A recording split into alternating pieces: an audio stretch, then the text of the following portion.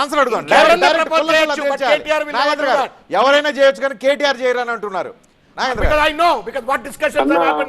నేనేం చెప్పాలి చెప్తున్నా కదా. నేను వాళ్ళు తిమ్మిని బొమ్మి చేస్తారు, బొమ్మిని తిమ్మి చేస్తారు. ఆయన దేవుని నమ్మడు, నేను దేవుని నమ్ముతా. అయినా సరే ఆయన పిల్లల మీద ప్రమాణం చేయమని నేను నా పిల్లల మీద ప్రమాణం చేస్తా. పిల్లలు ఎందుకు మధ్యలో పిల్లల్ని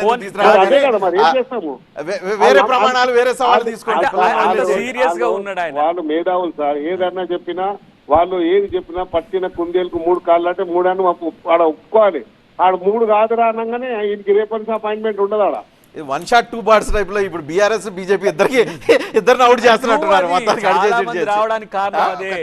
చాలా మంది రావడానికి కూడా కారణం ఏం చెప్పని నాకు నేను అయితే నేను చెప్తున్నా శివన్ అన్న గురించి తమిళ సైడ్ ఇంటే వచ్చి మాట ఆమె డినే కూడా చేయమని నేను చెప్తే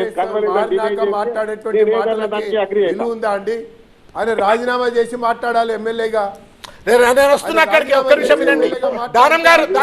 దానమన్న ఒక్క మాట, మీరు ఇంత పెద్ద ఎత్తున మీ ఆత్మగౌరవం దెబ్బతిన్నది కదా బీఆర్ఎస్ వల్ల. బీఆర్ఎస్ ఇచ్చిన శాసనసభ పదవికి ఎందుకు రాజీనామా చేయరు? మీరు రాజీనామా చేసేందుకు మీరు పార్లమెంట్ లోకి పోరు? మీరే అంటున్నారు మీరు అవమానానికి గురైనరు. బీఆర్ఎస్ మిమ్మల్ని అత్యంత నీచంగా చూసింది. మీ అవమానానికి గురైన పదవిని మీరు ఎందుకు రాజీనామా చేయరు? అన్న జూన్ 5 నాడు నేను ఎంపీగా గెలుస్తున్నా. 5 తారీఖు రిజైన్ చేస్తాను. పోటీ చేయాలి. You will be disqualified. Your legal advisor is wrong. You will be disqualified. ఒకవేళ